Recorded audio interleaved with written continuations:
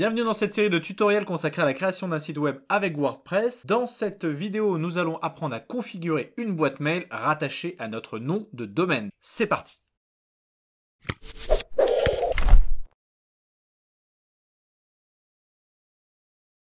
Alors pourquoi nous nous attardons à la création d'une boîte mail à cette étape? Tout simplement car durant l'installation de WordPress, on vous demandera une boîte mail. Donc mieux vaut l'avoir créée au préalable. Pour créer une adresse mail, c'est très facile, quel que soit l'hébergeur. Depuis Odoswitch, il vous suffit de vous rendre sur Compte de messagerie. Une fois sur notre compte de messagerie, il nous suffit de nous rendre sur Créer. Nous allons venir sélectionner notre nom de domaine, donc dans notre cas, akohara.com. Ensuite, vous allez trouver l'onglet Nom d'utilisateur sur lequel il vous sera possible de renseigner ce que vous voulez voir apparaître avant le arrobase. Il est généralement conseillé de créer deux boîtes mail, une boîte info qui vous permettra de récupérer des contacts externes et une boîte admin qui sera destinée à la gestion de votre site WordPress. De notre côté, nous allons venir créer la boîte admin qui sera automatiquement suivie de @akohara.com. Nous allons venir générer un mot de passe automatique. Pensez bien de votre côté à bien le sauvegarder. Alors nous allons venir lever l'espace de stockage limité de notre boîte mail. Donc ça c'est une option qui est cochée par défaut chez Odoswitch. Et nous allons venir tout simplement cliquer sur Créer. Voilà, notre première boîte mail rattachée à notre nom de domaine vient d'être créée. Et ce qu'on va faire, c'est directement venir en créer une deuxième qui sera la boîte info. Donc on va réaliser exactement la même manipulation et lui appliquer le même mot de passe. Voilà, nous avons donc nos deux boîtes généralistes, la boîte info et la boîte admin. Alors, une fois que nos deux boîtes ont été créées, on peut y avoir accès directement depuis le cPanel. Il nous suffit de nous rendre dans Check Email. Ici, nous allons trouver différentes solutions pour avoir accès à nos mails en ligne, notamment Roundcup. Donc, si l'on clique dessus, on peut s'apercevoir que l'on a accès à notre boîte mail.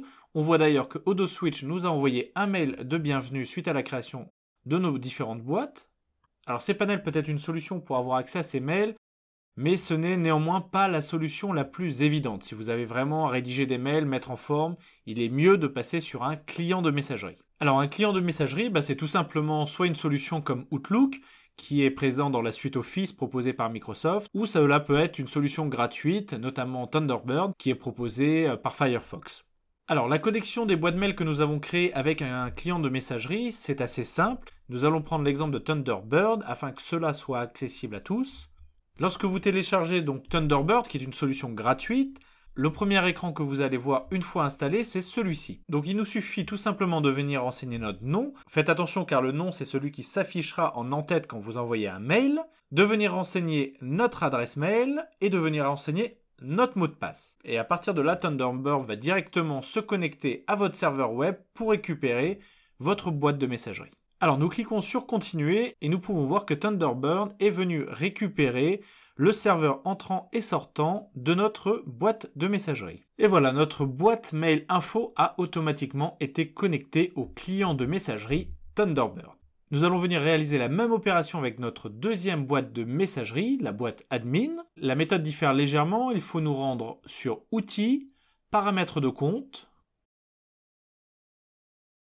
Gestion des comptes, Ajouter un compte de messagerie, et là nous allons retrouver la même fenêtre où on nous demande de rentrer notre nom, notre adresse mail ainsi que notre mot de passe. Nous allons également cliquer sur Terminer, et voilà, nos deux boîtes mail viennent d'être connectées avec un client de messagerie. Donc on va faire un petit test pour vérifier que tout fonctionne. Nous allons tout simplement venir écrire un message d'une boîte vers l'autre. Notre message a bien été reçu sur la boîte info. Nos deux boîtes sont bien connectées avec notre client de messagerie. Il nous sera désormais possible d'envoyer et de recevoir des messages directement depuis Thunderbird. La manipulation est quasiment identique sur Outlook. Nous venons d'installer nos deux boîtes mail et à l'étape suivante, nous allons enfin installer le CMS WordPress.